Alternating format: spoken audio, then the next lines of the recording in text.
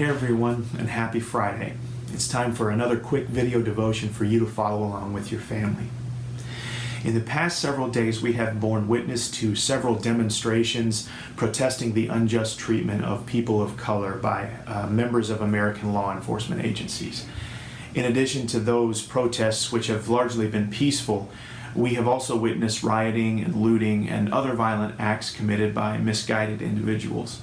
And most importantly, we are once again forced to encounter that very uncomfortable truth that racism not only still exists in our country, but thrives within our institutions.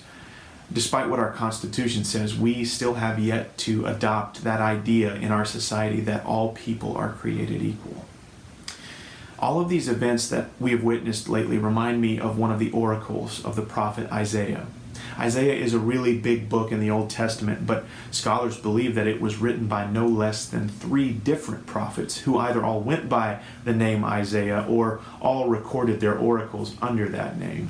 So in reality, we could have a 1st, 2nd, and 3rd Isaiah, similar to the way we have a 1st, 2nd, and 3rd John in the New Testament. So the part of Isaiah I'm thinking about is found in chapter 1, starting in verse 10, and this is part of 1st Isaiah. In this text, God speaks through Isaiah about the people of Jerusalem, similar to the way a lawyer speaks to a court when he's prosecuting a criminal.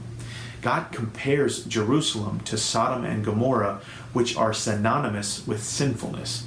If you remember back in the book of Genesis, Sodom and Gomorrah were destroyed because they failed to treat the poor and the needy with compassion. And Jerusalem has also failed in this.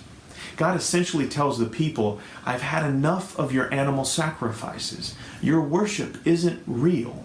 You need to make it right by seeking justice, rescuing the oppressed, and taking care of those who can't care for themselves. Now, if this doesn't remind you of what's going on right now in our world, then you might need to pay a little closer attention. We as a church have consistently failed to seek justice for every person whenever we keep silent and when we do nothing, while our neighbors of color continue to be oppressed and treated as second-class citizens. This part of Isaiah should really step on our toes. And so I invite you to read Isaiah chapter 1, verses 10 through 17 closely with your family, and then talk about what God is asking us to do in these verses. What are some real and specific ways you can seek justice and fight oppression in our world today? I challenge you to write some of those ways down and then commit to actually doing them as a family and as an act of worship to God. I'll even help you out with the first step. I think we need to begin by asking forgiveness for being inactive in God's command to love our neighbor as we love ourselves.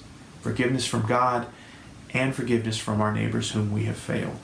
The next step is yours. I hope that you'll just make sure you're being a part of the solution and not part of the problem.